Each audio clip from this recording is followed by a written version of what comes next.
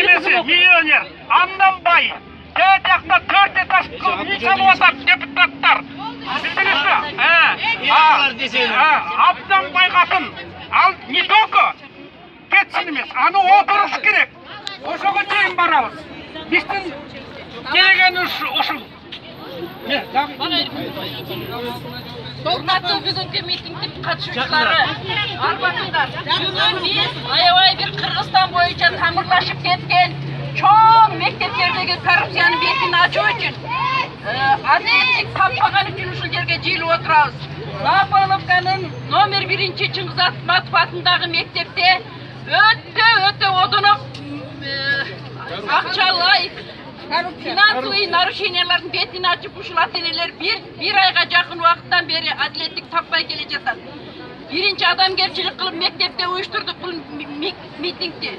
Ал жерге барсак ар кандай жалалар менен мына сүйлөп жаткан ата-энелердин мас деп вонючий кыргыздар жоголгула деген бизди оскорблять эткен сөздөрдөн бери угуп, андан бери дагы бир канча ирет биз компромисске барып, койчу эми балдарыбыз окуп жаткан мектеп десек, бүгүнкү күндө одоно ката жана мыйзам адам укугун тебелеген акыбалга туш келип отурабыз.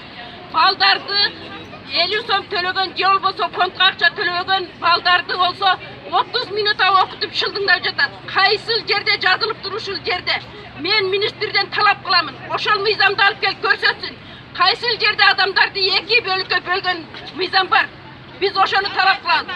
Эгерде ошол мыйзам жок болсо, бүгүнөн тартып Кудайбердиева менен бүт жердеги мектептин фонддорунун жоюлушун талап кылып келип отурабыз. Урматтуу ата-энелер, ойгонгула. Биз кимди багып жатабыз? Шундай жумушсуздук өлкөдө күч алган мезгилде бардык элдер көчөдө кайыр сурап жүргөн, бардыгы квартирада отурган ата-энелер кантип ай сайын 700дөн бир баланын, бир ата-эненин балдары 5тен балдар окутат ошол жерде. Кантип бага алат? Урматтуу Кыргызстандын жарандары, биз эмне себептен кайдыгер болобуз? Бир депутаттын артынан чуркашты билебиз. Эмне үчүн өзүбүздүн балдарыбыздын келечеги үчүн чуркап келбесиңер? Келгиле. Мен бардык депутаттарды ушул жерге чакыргым келет. Бардык активисттерди чакыргым келет. Эмне үчүн биз Кыргызстанда туруп алып кыргыздар биз унижение сөз угабыз.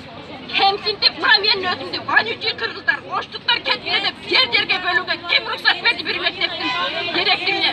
Бүгүнөн баштап биздин талап жердеги мектептердеги фонддор жоюлсун. Жоюлсун фонддор, жоюлсун.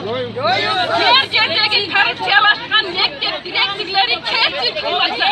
Ошондой эле биздин урматтуу министр айымыбыз миңдеген каталарга жооп берип, мыйзамдык одоно түрдө тебелеп берсе, Кудайбердиева да кетсин. Кетсин.